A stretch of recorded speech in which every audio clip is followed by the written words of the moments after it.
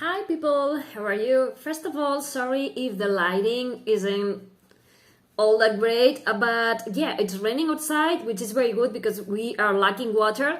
But also, I don't have one of those light ring things, so yeah, sorry if the illumination, the lighting isn't all that good. We're going to be talking about the second book in the Gemma Doyle trilogy.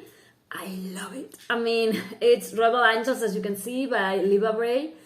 And first of all, it was very easy to fall back in the story.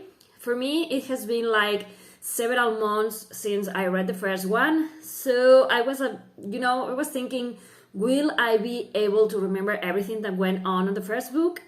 And yes, it's quite easy. At the very beginning, it's like Libba Bray but puts us into place, and you began to remember how things went in the first book. So yeah, what to say? I love this trilogy so far. I love that we have this magic coven in a real society.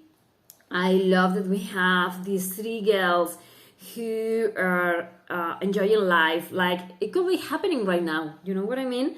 I love, for me, that's very interesting that we have like this kind of division between the realms.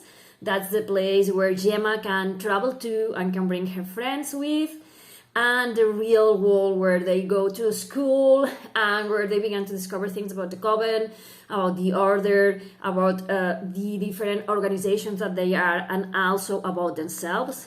I love that we are going to be surprised. We are going to see Pippa again, and I love where the story is taking her. Absolutely. I'm not going to make any kind of spoilers in this review.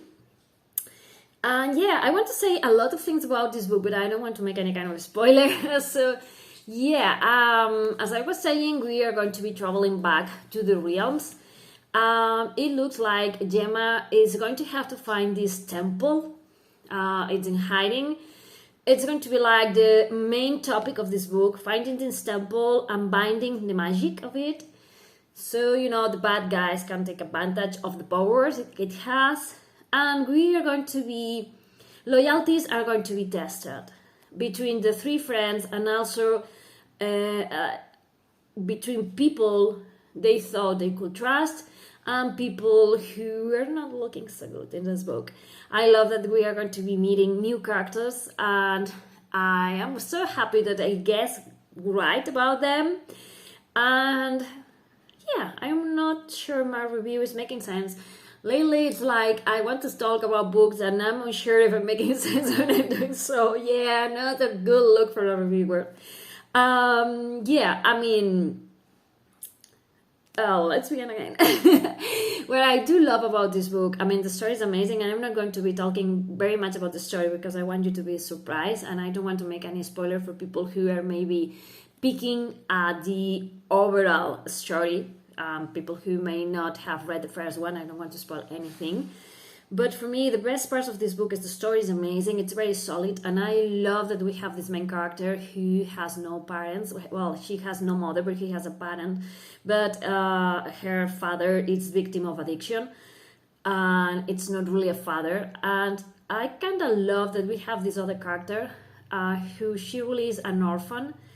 And it makes you think, in this book, you are going to be, at least I was pondering about the difference between being a real orphan, so to speak, a character who has no mother and no father, versus characters who have a father who's absentee because it's battling with addiction, how that affects that character, and also have other characters who have abusive relationship with their parents. And it makes you think about, how the different characters are coping with the different experiences and how those experiences affect the characters as a whole, and how it marks how they present themselves to the world, and how there's lots of surprises about this in this book. I also love that we have these three girls who are friends, but each one of them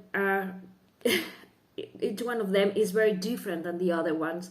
And I love that this presents like when you are an adolescent, and you're in your teen years. Sometimes friendships are kind of rocky, like these visceral things and with lots of feelings and lots of things.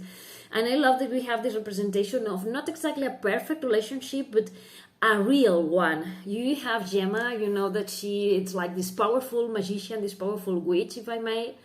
And then you have Felicity, who has like the perfect home, the perfect life, and lots of resources. And then you have Anne, who is poor, and she hurts herself and she sees herself as less than. And I love how these three characters interact between them and how sometimes there are up and downs in their relationships. And I love that this is like a real story that you can relate, you can understand. When we were teenagers, that we put faith in some things and we were like very strong-minded about things, and we're going to find these things in here. And also I like that this is like this family found in friends, and sometimes friendships can be messy too. And sometimes you don't agree with others, and sometimes you can lash out at your friends because you have all this rage and all this pain inside. And I like how Libba Bray reflects these things in this book. I also love that we are going to have, as I say, these three main characters who are females. And I love how they live in a society where men, patriarchy. And I love how they try to defy this ruling, and they try to be, very forward-thinking girls, and, to stand on her own and protect each other. And there's males in this story, there's different guys who are going to interact with them in different ways.